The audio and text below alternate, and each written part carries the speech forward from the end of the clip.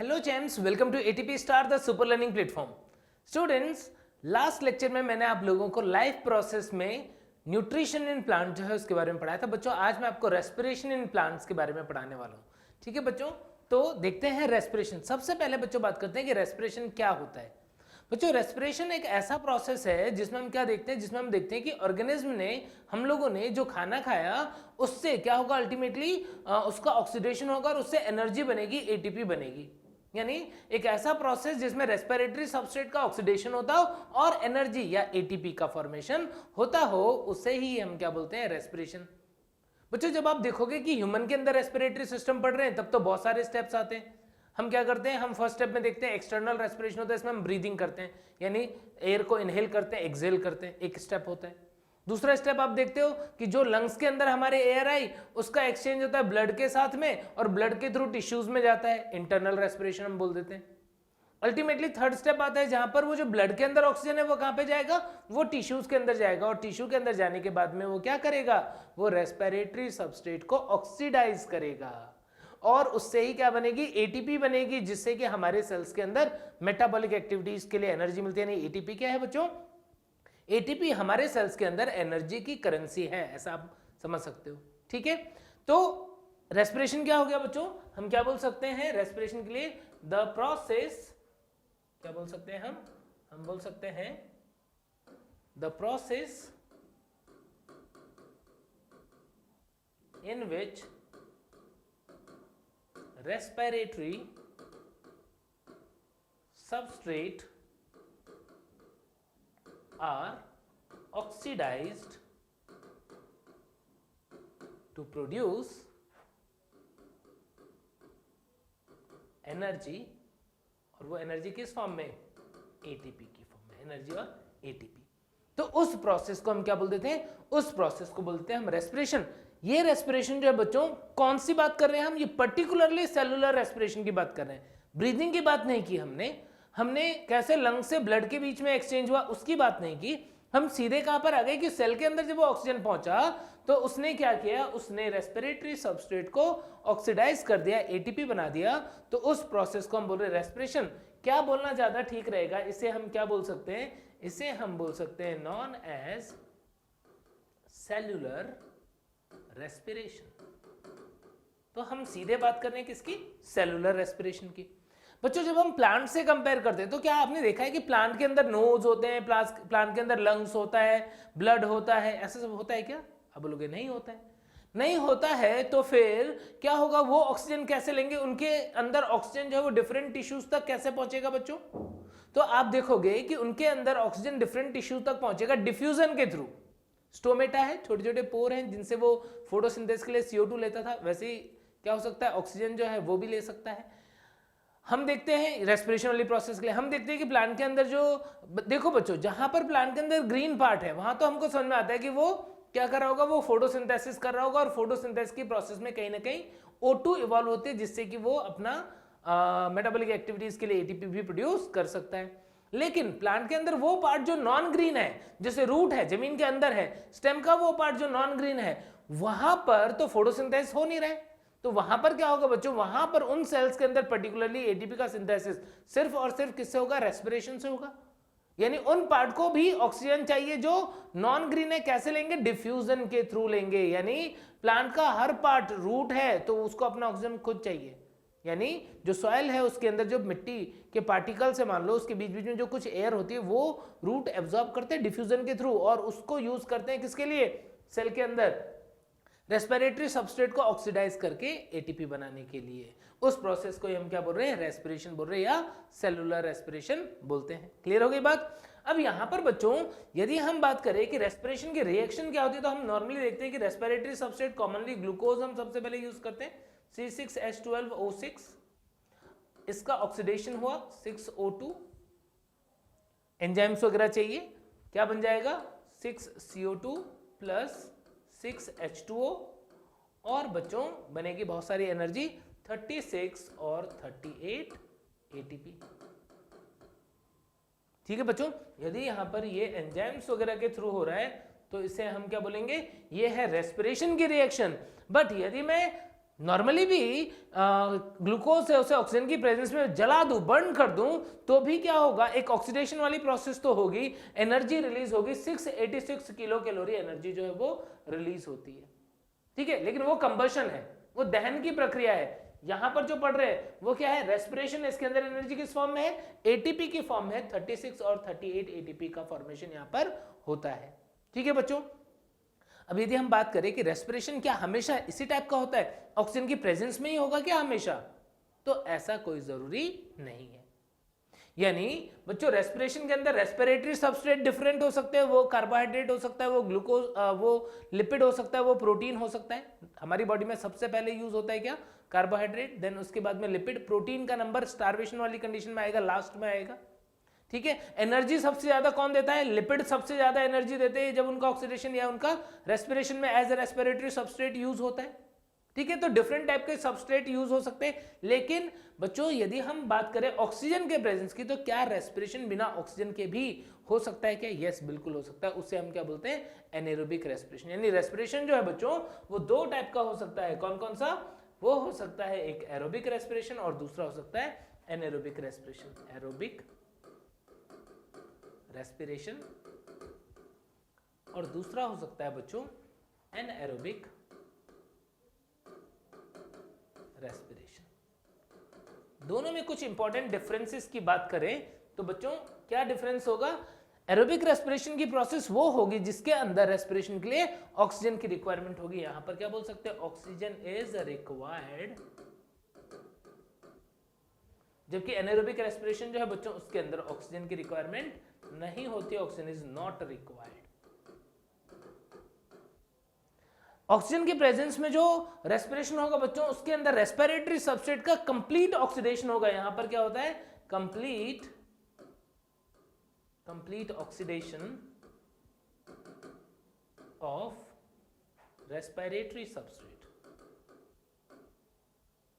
Respiratory substrate का मतलब respiration में जो ऑर्गेनिक कंपाउंड जो है वो यूज हो रहा है उसे हम रेस्पिरेटरी सबस्ट्रेट बोलेंगे बच्चों। तो उसका कंप्लीट ऑक्सीडेशन होगा, जबकि एनारोबिक रेस्पिरेशन में क्या होता है, इनकम्प्लीट होता है। Incomplete oxidation of respiratory substrate. Incomplete oxidation होता है रेस्पिरेटरी सबस्ट्रेट का, किसके अंदर, एनएरोबिक रेस्पिरेशन के अंदर। यहां पर एरोबिक रेस्पिरेशन में बच्चों जब कंप्लीट ऑक्सीडेशन होगा तो एंड प्रोडक्ट क्या बनेगा, CO2 and H2O is end product, जबकि एंड प्रोडक्ट, ठीक है बच्चों। जबकि यदि हम बात करें एनारोबिक रेस्पिरेशन के अंदर, एनारोबिक रेस्पिरेशन के अंदर एंड प्रोडक्ट क्या होगा बच्चों, यहां पर एंड प्रोडक्ट जो है वो CO2 H2O नहीं होगा, बल्कि कभी कभी एल्कोहल, कभी लैक्टिक एसिड, ऐसे एंड प्रोडक्ट बनते हैं। एल्कोहल और लैक्टिक एसिड में बी एंड प्रोडक्ट। तो ऐसे सब एंड प्रोडक्ट जो है वो बन सकते हैं एनएरोबिक रेस्पिरेशन के अंदर। देन बच्चों एरोबिक रेस्पिरेशन जो है इसमें बहुत ज्यादा अमाउंट में एनर्जी बनती है, कितनी, 36 और 38 ATPs प्रोड्यूस्ड। 36 और 38 ATP बनते हैं एरोबिक रेस्पिरेशन में। एनारोबिक रेस्पिरेशन में बात करें तो कितनी ATP का प्रोडक्शन होगा बच्चों, यहां पर सिर्फ 2 ATP ही बनते, 2 ATPs आर प्रोड्यूस्ड। तो एरोबिक रेस्पिरेशन जो है वो ज्यादा एफिशिएंट है as compared to anaerobic respiration. बच्चों एरोबिक रेस्पिरेशन के लिए हमें एक इंपॉर्टेंट सेल ऑर्गेनेल की भी रिक्वायरमेंट पड़ती है। जब हम यूकैरियोटिक सेल की बात करें वो क्या है, माइटोकॉन्ड्रिया। यानी एरोबिक रेस्पिरेशन के लिए माइटोकॉन्ड्रिया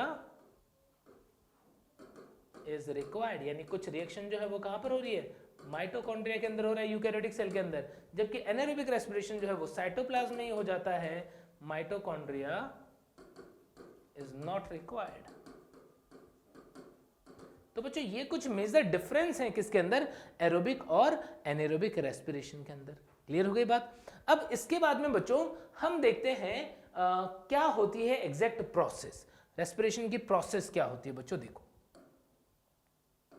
रेस्पिरेशन की प्रोसेस के अंदर स्टेप्स क्या क्या हैं? एरोबिक रेस्पिरेशन, या जनरली बात करें बच्चों जनरल रेस्पिरेशन के अंदर स्टेप्स क्या क्या होंगे, तो मैं एक डायग्राम के थ्रू आपको, जो आपकी बुक्स के अंदर बातें लिखी है, एक डायग्राम के थ्रू आपको बहुत इजीली बहुत आराम से समझाने वाला हूं। बच्चों ध्यान देना कि सपोज हमारा ये जो बोर्ड आपको दिख रहा है, ये बोर्ड जो है वो पूरा साइटोप्लाज्म है और इसके अंदर सेल ऑर्गेनेल है। मान लो एक सेल ऑर्गेनेल हम बना लेते हैं यहाँ पर कुछ इस टाइप का। कौन सा सेल ऑर्गेनेल लग रहा है आपको? ये माइटोकॉन्ड्रिया, यस। ये क्या है? ये क्रिस्टी है।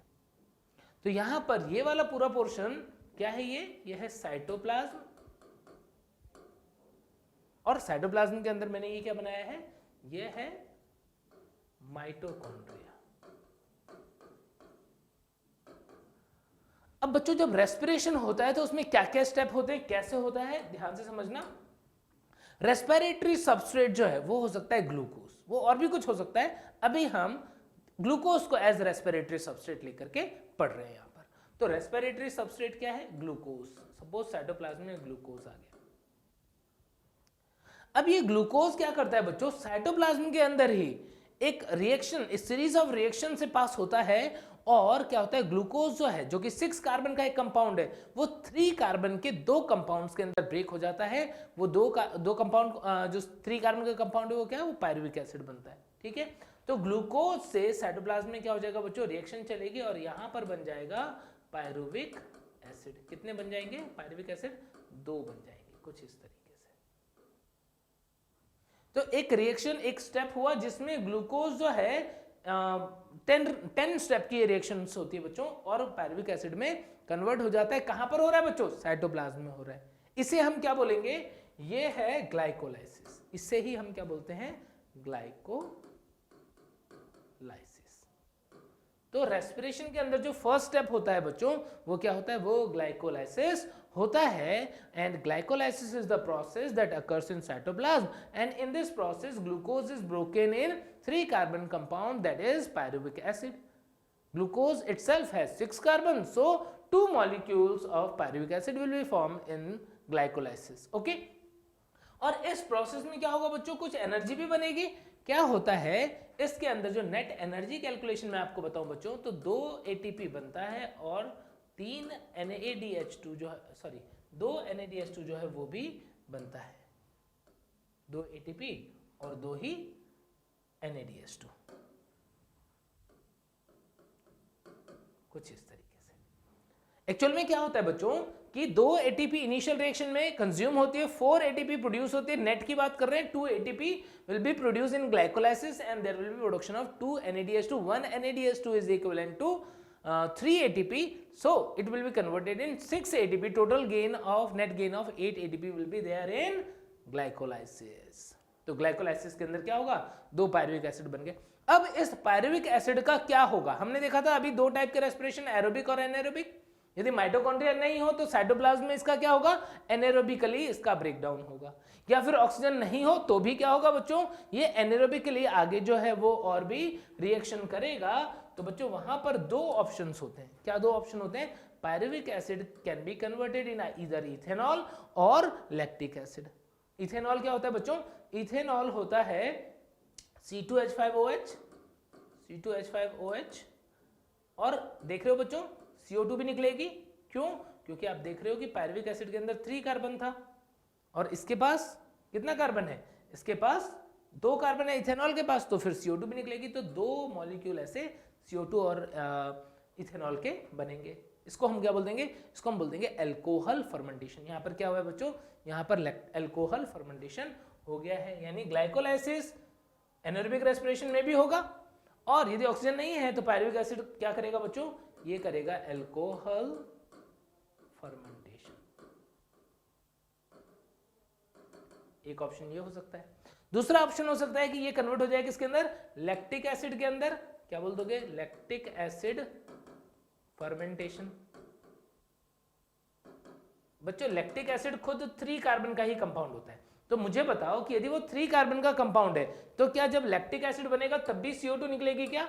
आप बोलोगे नहीं, तब CO2 नहीं निकलेगी। तो इस रिएक्शन में क्या बन जाएगा? Lactic acid. कितने बन जाएंगे? 2 बन जाएंगे, क्योंकि 2 ही पायरुविक एसिड है, 2 ही लैक्टिक एसिड बन जाएंगे। तो ये वाला जो पूरा पार्ट दिख रहा है बच्चों, ये है एनारोबिक रेस्पिरेशन, जहां पे ग्लाइकोलाइसिस तो होगा ही साइटोप्लाज्म में, और पायरुविक एसिड के पास ऑप्शन है कि या तो वो किस में कन्वर्ट हो जाए, अल्कोहल में, या फिर कन्वर्ट हो जाए लैक्टिक एसिड के अंदर।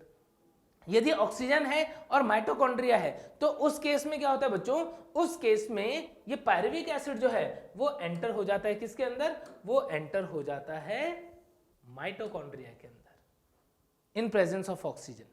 आ गया कहां पर, माइटोकॉन्ड्रिया के अंदर।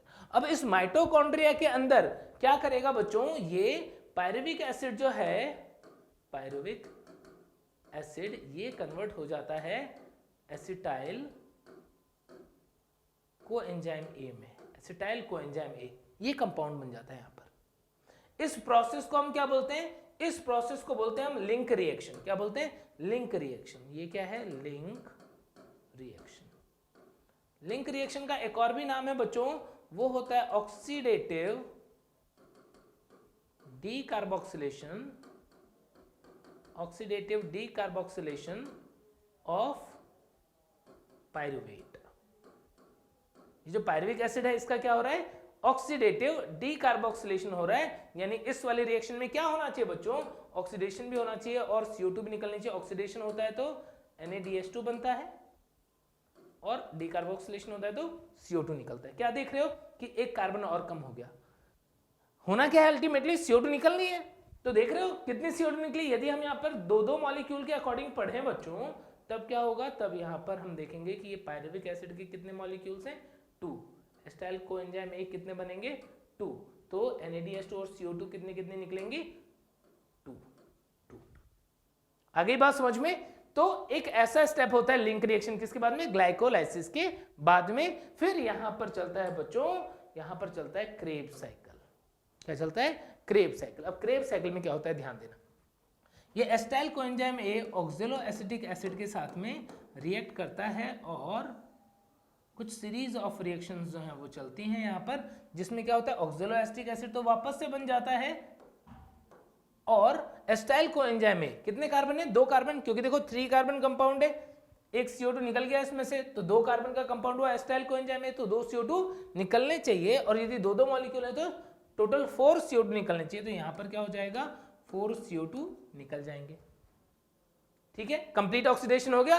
देखो यहाँ पर 2 CO2 यहाँ पर निकला और 4 CO2 जो है वो यहाँ पर निकल गया, टोटल 6 CO2 बाहर आ गए। ठीक है, और एनर्जी बनती है बच्चों बहुत सारी इस प्रोसेस के अंदर। इसके अंदर बनता है एनर्जी, NaDH2 बनेंगे बहुत सारे, 1 2 3 यानी कि 6 NaDH2 बनेगा, 2 FADH2 बनेगा और GTP बनेगा बच्चों, 2 GTP भी बनेगा। 2 टर्न की बात करें, 2 टर्न्स ऑफ साइकिल की बात करें बच्चों, तो हम देखते हैं कि इतना सारा एनर्जी जो है वो इसके अंदर प्रोड्यूस होता है। तो बच्चों ATP कहां पे बन रहा है, ATP तो आप देख रहे हो रिएक्शन में कुछ यहां पे बना और यहां पे बना, और बहुत सारा तो क्या बन रहा है, NaDH2 और FADH2 भी बन रहे हैं। ठीक है, तो जब ये वाली प्रोसेस चली, जिसका नाम हमने क्या रखा है बच्चों, थर्ड स्टेप जो यहाँ पर मैं बता रहा हूँ वो क्या है, वो है क्रेब्स साइकिल। तो क्रेब्स साइकिल चलने की वजह से क्या होता है, ऑक्सीडेशन हो गया कंप्लीट, CO2 निकल गई और बहुत सारी एनर्जी बनी, किस फॉर्म में, कुछ ATP GTP की फॉर्म में और कुछ NaDH2 FADH2 की फॉर्म में। अब ये जो NaDH2 FADH2 है, इसने क्या किया है, सबस्ट्रेट से इलेक्ट्रॉन प्रोटॉन लिया हुआ है। आपने रिएक्शन लिखा तो उस रिएक्शन में क्या किया, C6H12O6 प्लस 6 CO2, और अभी तक यहाँ तो कोई CO2 आया नहीं, रिएक्शन में अभी तक कोई CO2 आया नहीं, देख रहे हैं, सॉरी कोई O2 आया नहीं। C6H12O6 plus 6O2, 6 CO2 and H2O, ये आपने रिएक्शन लिखी थी। तो यहाँ पर ऑक्सीजन आना चाहिए ना ऑक्सीडेशन करने के लिए, तो अभी तक ऑक्सीजन ऑक्सीडेशन करने के लिए नहीं आया है। तो फिर क्या हुआ है, NaDH2 बने हैं, यानी इनके पास इलेक्ट्रॉन प्रोटॉन है। तो लास्ट स्टेप जो होता है बच्चों, जिसे हम बोलते हैं ETS, क्या बोलते हैं, ETS या इलेक्ट्रॉन ट्रांसपोर्ट सिस्टम, वो चलता है इस मेम्ब्रेन के ऊपर। यहाँ पर electron transport system, inner mitochondrial membrane के ऊपर यहाँ पर कुछ कंपोनेंट्स लगे होते हैं। वो कंपोनेंट्स जो है वो किस तरीके से काम करते हैं बच्चों, जैसे सपोज हम यहाँ पे बना लेते हैं, कुछ ऐसे कंपोनेंट लगे हुए हैं। क्या होता है, और कुछ F0 F1 पार्टिकल भी होता है कुछ इस तरीके से, ऑक्सीजोम्स। माइटोकॉन्ड्रिया के अंदर आपने पढ़ा भी होगा, क्रिस्टी के ऊपर ऐसे ऑक्सीजोम लगे होते हैं, लॉलीपॉप लाइक स्ट्रक्चर, तो वो यहाँ पर लगा हुआ है। अब क्या हुआ, अब यहाँ पर बच्चों ये जो NADH2 बना था, ये जो NADH2 बना था, ये NADH2 ने क्या किया, NADH2 ने अपना इलेक्ट्रॉन और प्रोटॉन दे दिया, अपना इलेक्ट्रॉन और प्रोटॉन दे दिया। अब ये इलेक्ट्रॉन जो है वो इन ETS कंपोनेंट्स के थ्रू ऐसे मूव करते हैं, और अल्टीमेटली ये इलेक्ट्रॉन जो है उसे कौन लेगा, ऑक्सीजन ले लेगा। इलेक्ट्रॉन का ट्रांसफर होता है उस इलेक्ट्रॉन को अल्टीमेटली, यानी ऑक्सीजन जो पिक्चर में कहां पर आएगा बच्चों, वो इस लास्ट क्लाइमेक्स पे आएगा। ऑक्सीजन ने क्या किया, इस इलेक्ट्रॉन को ले लिया और यहां पर जो प्रोटॉन थे उनसे रिएक्ट करके क्या किया, वाटर का फॉर्मेशन किया। यहां पर क्या बन जाएगा, वाटर। तो इस तरीके से ऑक्सीजन लास्ट में NADH2 को ऑक्सीडाइज करने में आता है, और जितना भी बच्चों ये प्रोटॉन बना होता है, ये प्रोटॉन मेम्ब्रेन के अक्रॉस पास होकर के कहां पर चला जाता है, इंटरमेम्ब्रेनल स्पेस में, यानी यहां पर प्रोटॉन बहुत सारा हो जाएगा। जो इंटरमेम्ब्रेनल स्पेस है उसमें प्रोटॉन बहुत सारा हो जाएगा, और जब भी प्रोटॉन यहां से बाहर निकलेगा उस टाइम पे क्या होता है, ATP का फॉर्मेशन होता है। तो ये जितने भी NADH2 हैं वो ATP में कन्वर्ट होंगे, FADH2 ATP में कन्वर्ट होंगे, कौन सी प्रोसेस के थ्रू, ETS के थ्रू। समझ में आई बात। तो अल्टीमेटली आपने क्या देखा यहाँ पर कि रिएक्शंस के अंदर कौन कौन सी, रेस्पिरेशन में कौन कौन सी स्टेप होगी, एक होगा ग्लाइकोलाइसिस जिसमें ग्लूकोज पायरुविक एसिड में कन्वर्ट होगा साइटोप्लाज्म के अंदर। अब यदि ऑक्सीजन नहीं है तो एनारोबिक रेस्पिरेशन होगा जिसमें अल्कोहल बन सकता है और लैक्टिक एसिड का फॉर्मेशन हो सकता है। ये कहां पर होगा, ये होगा साइटोप्लाज्म के अंदर। ठीक है, देन यदि ऑक्सीजन है, माइटोकॉन्ड्रिया है, तो पायरुविक एसिड चला जाएगा माइटोकॉन्ड्रिया में, जहां पर वो कन्वर्ट होगा एसिटाइल कोएंजाइम A के अंदर, यहां पर ऑक्सीडेशन होगा और CO2 निकलेगी, रेस्ट CO2 का निकलेगी। नेक्स्ट स्टेप क्रेब्स साइकिल के अंदर। तो इस तरीके से कंप्लीट ऑक्सीडेशन हो जाएगा। जहां जहां पर भी ऑक्सीडेशन हुआ है अभी वहां पर हमें क्या देखने को मिल रहा है, NADH2 एंड FADH2। ये सारे NADH2 FADH2 लास्ट में क्या करते हैं, ETS के थ्रू कन्वर्ट हो जाते हैं, किसमें, ATP में। तो एक NADH2 से 3 ATP बनता है। देखो कितने NADH2 है, ये 2 4 एंड 6 10, कितना 10 NADH2 है। यदि 1 NADH2 से 3 ATP बनता हो तो 3 into 10 यानी कितना 30 ATP जो है वो बन जाएगा, किसके थ्रू, ये ETS के थ्रू। देन FADH2 2 बना था, 1 FADH2 is equal to 2 ATP, तो ये 4 ATP यहां पर हो गए, कितना हो गया 34 ATP। ठीक है, और ATP GTP कितने हैं, 2 ATP यहां पर है, 2 GTP यहां पर है, तो टोटल कितना हो गया 2 ATP plus 2 GTP equal to 4 ATP। तो टोटल आप कर लो अब, 4 ATP 30 ATP एंड 4 ATP कितना हो गया 38 ATP। तो टोटल ऑफ 38 ATP जो है वो बन गए हमारे इस प्रोसेस के थ्रू। तो इतना हमने देखा था नेट एनर्जी बनता है। ठीक है बच्चों, तो मुझे लगता है कि रेस्पिरेशन एग्जैक्टली क्या होता है, सेलुलर रेस्पिरेशन पर्टिकुलरली क्या होता है और सेल में कहां पर कौन सा स्टेप होता है और उसके अंदर ग्रॉसली क्या होता है, वो बात आपको समझ में आ गई होगी बच्चों। और भी कुछ इंपॉर्टेंट टॉपिक पढ़ेंगे नेक्स्ट लेक्चर में, तब तक आप लोग अच्छे से पढ़ते रहिए। Bye bye.